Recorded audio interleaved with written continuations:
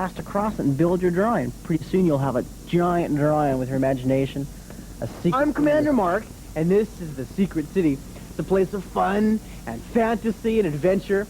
The special art word for today is texture. Now first we're going to draw a wishing well and show the different textures that go into making your drawing become real.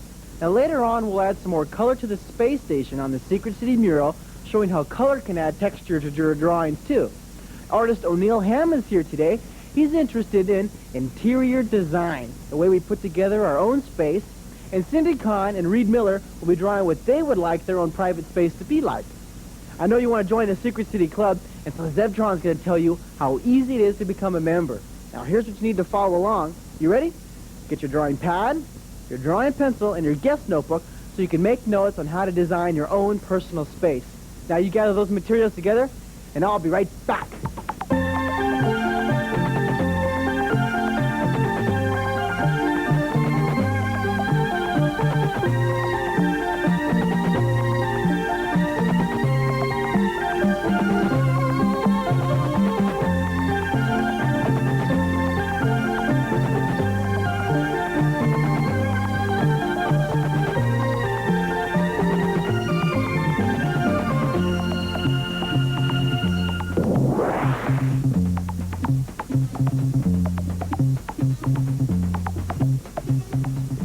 So do you have your drawing enthusiasm all pumped up? Are you excited about drawing today? Oh, come on, you can be more enthusiastic than that. Shake out all those kinks in your hand and get ready to command that piece of paper. You loosen up enough? All right, let's draw that wishing well by starting with a foreshortened circle and then an outer foreshortened circle, and then we'll put a thickness on it. Make sure my hands are loosened up enough. All right, let's start about right here with a foreshortened circle. A nice foreshortened circle right there. That'll be inside. And then we'll put an outer foreshortened circle on the outside. Now watch this. Start about right here. You loop it out. You come back in. See a little more space on the end. Come back in fairly close. Just like the outside of a flying saucer. Or the rings on the planet Saturn. You always had that outside a little bit wider. I'll darken the inside. This will be the top to our wishing well. A vertical line right here. A vertical line right here. And this will be bricks around the outside with mortar lines in it. Curve the bottom a little more than the top because it's below your eye level. Now watch this. Take your pencil, start right here, and curve it along like this. Now if you want to, you can take your paper and turn it upside down because see, your hand draws this line much more naturally if you turn your paper upside down. And my paper is just too humongous to turn it around, so I'll just go ahead and bulldoze through this. Now, don't come in too far, but don't come straight down. Move it to about right there. Oh, right there. Draw a vertical line. And then, not from the corner, but move it in about right there, about that far. Come straight down, just so you have a little bit of an overhang, so you know there's a thickness there, but it's not a real deep recession right there. Curve the bottom. The near corner right here will be lowering the paper using size. Now we get to add the fun part. Now we get to use that art word. Now, what the art word is texture, adding some kind of surface on the outside of the wishing well. If we left it blank on the outside, it'd look kind of dull and boring, right? Well, if we use these art words, it enhances those drawings and makes it more fun to look at. Also makes them more exciting to draw for you yourself. You're the artist, and it makes them more fun, more interesting for you. So let's draw a dot right here in the middle, and we'll aim all these brick lines, all the lines of the bricks, toward that center dot. There's two right there because we have a thickness in between each of the bricks. And then one right here. See, they both go toward that dot. And then some lines right there. And then a set of lines right there. A set of lines back here. Now look at it's going around the back. Two lines coming toward the center. See, I'm using my pencil. You can see how it's almost like a clock, isn't it? Lying down, a foreshortened clock. Two there. Two here. Two lines here. And then you may take aim, and then right there. You can even, if you want to, take your pencil and draw light lines to make sure you're lining them up properly.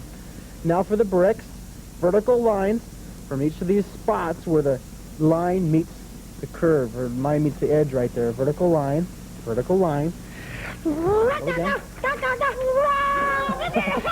Hi, Cindy, how are you?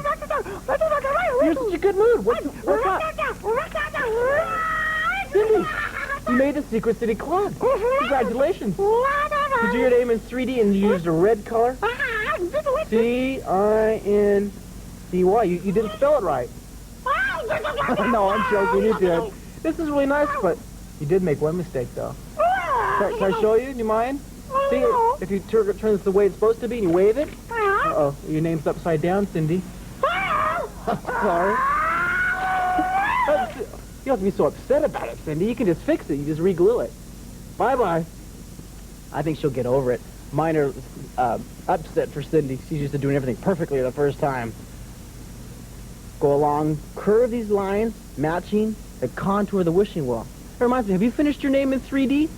You just take your name and you slant it up in direction 1 or direction 7, and you put the thickness on it and you have it in 3D. This is just what Cindy did to join the club. Curve these lines around here, this contour, and we'll continue the texture of the wishing well by adding the bricks. Bricks are really a nice texture to have on your drawing.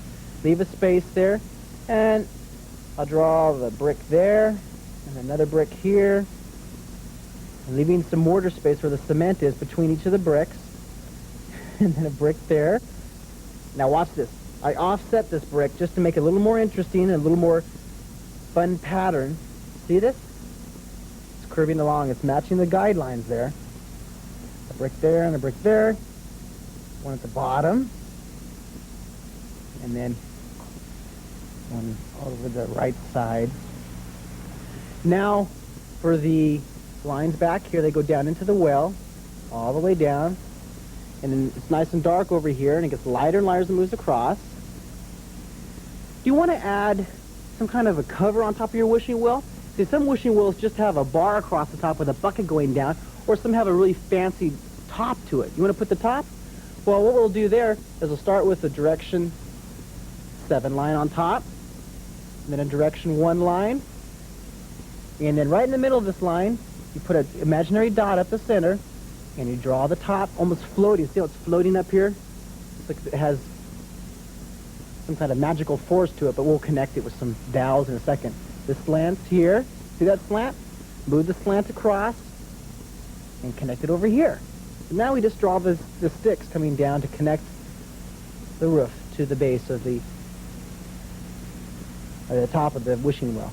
Leave an overhang over here, slight overhang, and connect it to the bricks.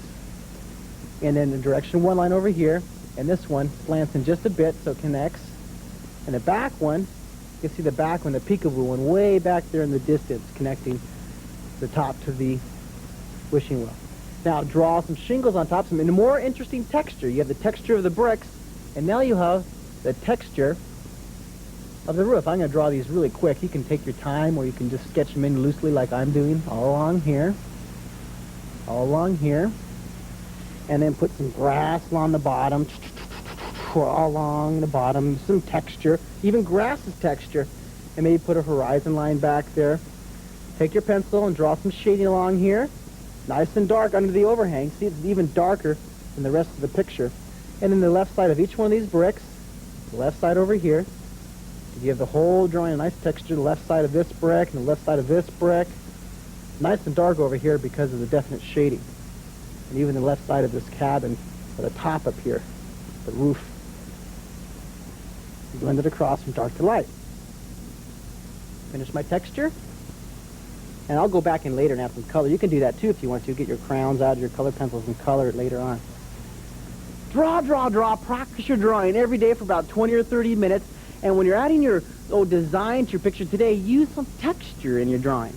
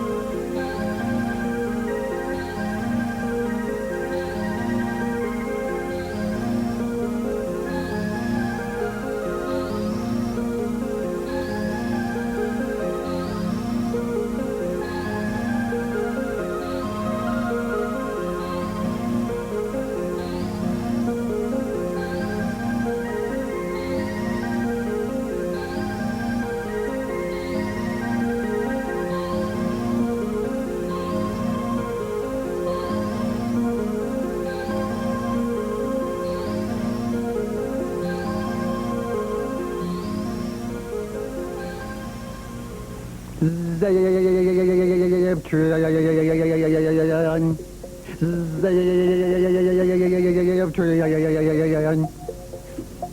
bet you are wondering why I am repeating my name.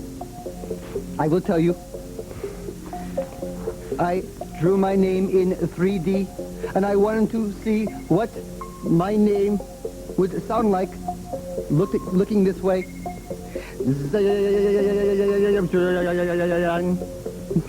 Maybe you could draw your name in 3D and see what it sounds like. It is this week's club activity, so if you are not a member of the Secret City Club, send your 3D name to the commander and you will become a member of the club.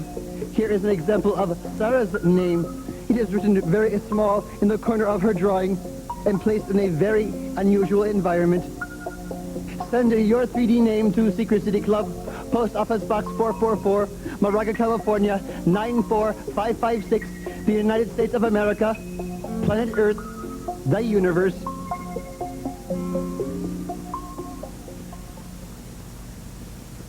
Hi, I'm O'Neill Hammond, and I'm really interested in interior design. Today we're going to talk about interiors. We're going to talk about designs. And interior design would be the design of the inside or the interior of a room, a place, or space. Part of interior designing would be the furnishings that go in a room space. And we have with us today some chairs that are all different in design and some other pieces which would really fit very well into a room. The first chair is a wooden one and has it has some texture in the caning. It has some smooth spaces. It looks like it's sort of from the 30s, I think. Well, it was designed first, I believe, back in the early 20s by a French designer.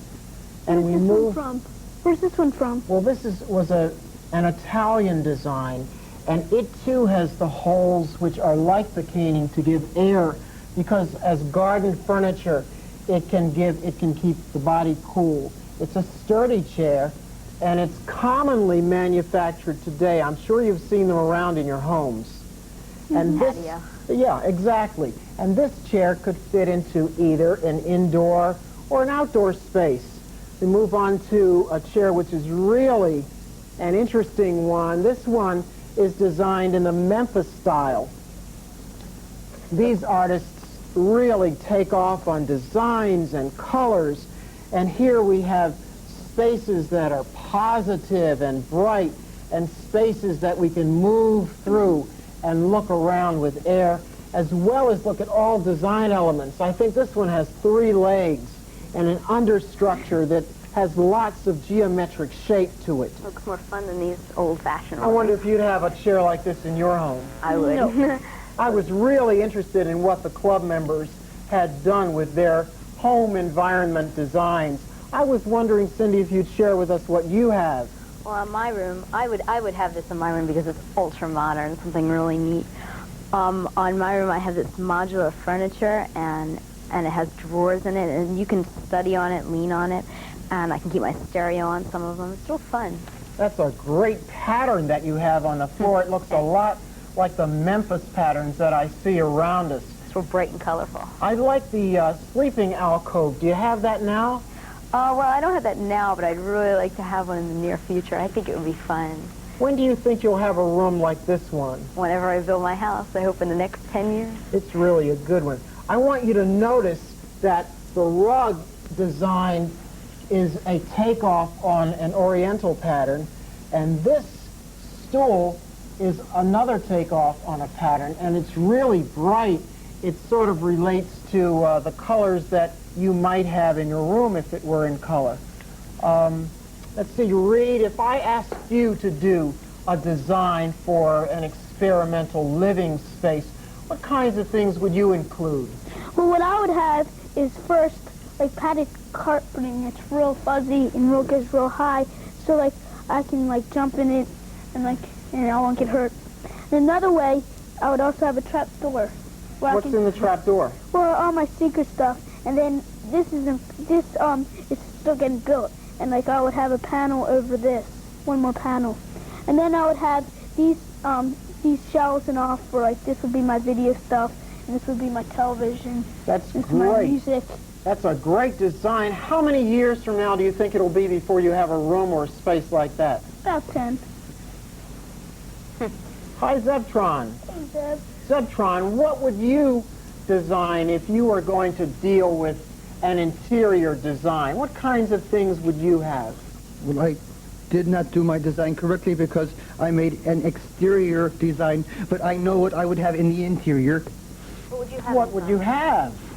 Over there, I would have a place to build things, and over there, I would have a place for learning things, and over there, I would have a space for my sensory deprivation tank. That sounds like all the things you like to do. Yes.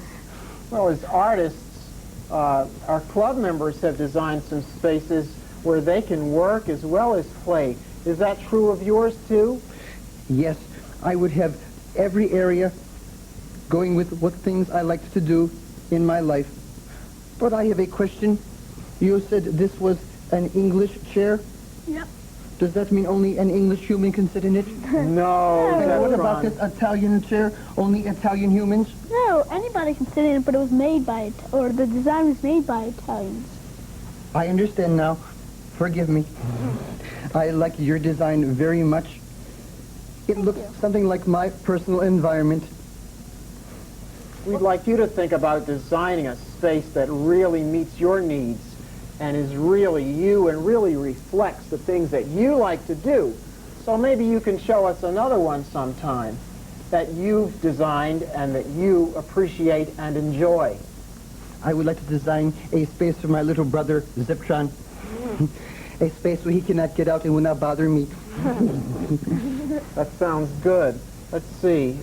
Cindy, in your design, you've got lots of swirls. Where did you get the idea for those swirls? Well, I just think it would be fun to have swirls. And Can I just see your fun things. drawing? Here's my drawing. And the carpet on the floor would be just exciting, just like I love to use my imagination when I'm home alone. That sleeping alcove looks really interesting as well as comfortable. Do you have one now in your bedroom? No, but I could look out of the window if I had that, and I could just use my imagination.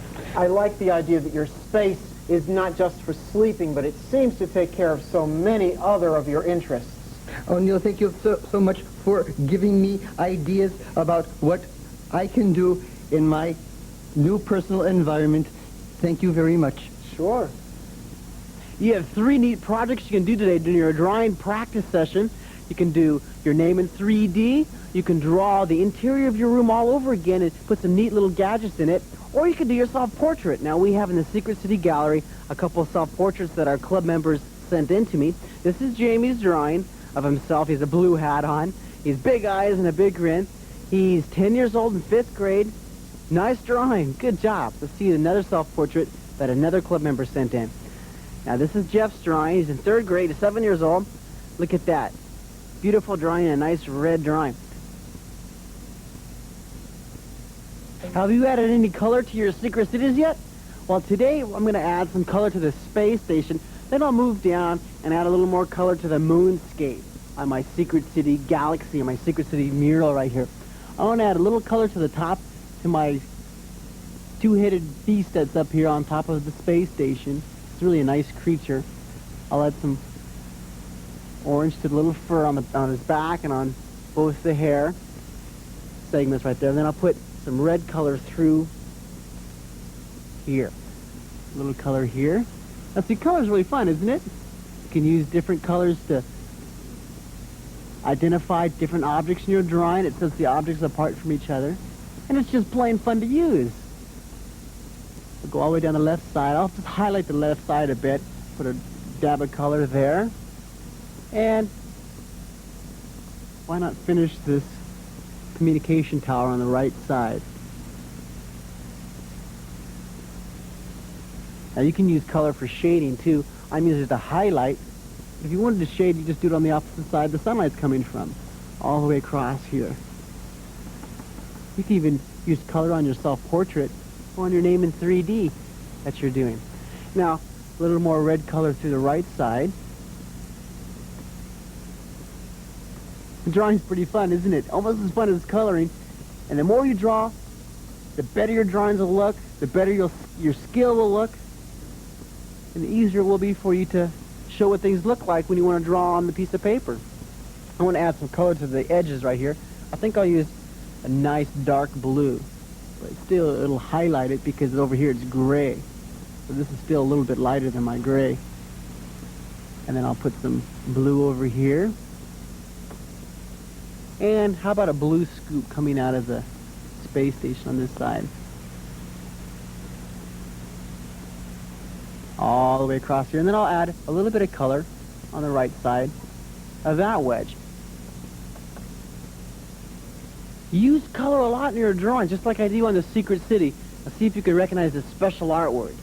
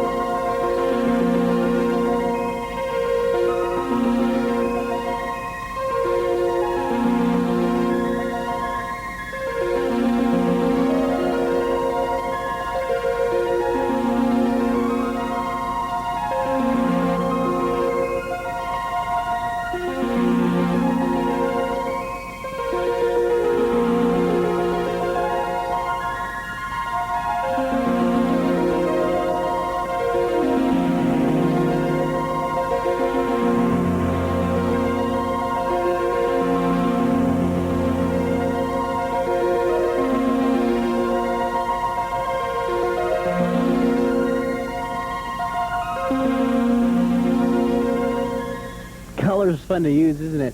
I want to add a little more color to the right side of the moonscape just to balance it out a bit. I have this nice green structure here, so I think I'll pull the green over to this side and add some green to my theater where all the people are inside watching the latest movie that's out now. I'll add green to the right side of all the pegs, and then I'll use a different shade of green for this layer. Now you can experiment with color yourself, right? With all the different color tools like your colored pencils or your pastels or paints. You go all the way down the right side and use this to highlight.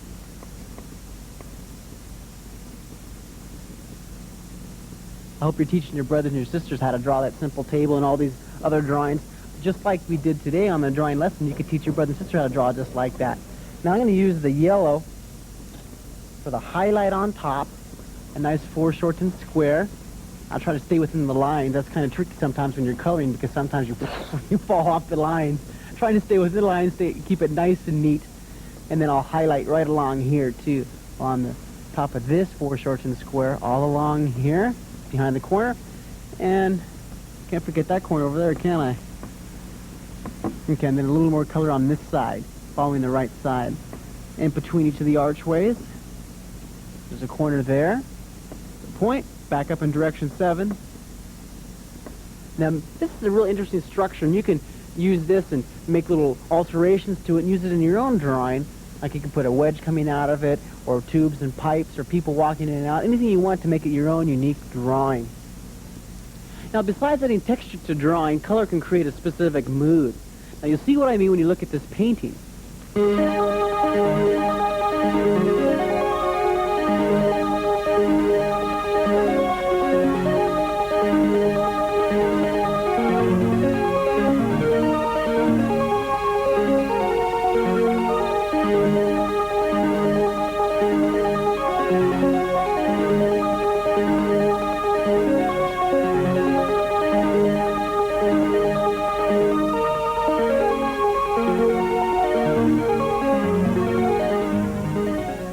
See, have you visited your local museum yet? You have, and you got lots of ideas, right? You can look inside books and look at the drawings and the pictures in the books and get tons and tons of ideas for your own drawings. Just like the Secret City mural here. This is for your food for thought, for your imagination, so you can take these ideas and use them on your own piece of paper and draw your own really elaborate Secret City universe. You can use these ideas and make little changes on them if you want to make them your own special designs for your Secret City. Now I'm going to add just a little touch of color on the rim of this landing bowl right here. Follow the drawing that I have. And just see, a little bit of color goes a long ways. Huh? Just do the right side and leave the middle white and the far left side a gray tone. I'll draw this purple down here, purple coming along here. It's a fun color. It's my favorite color in the whole world. You didn't notice, did you? There's lots of purple in this Secret City mural because I like it so much.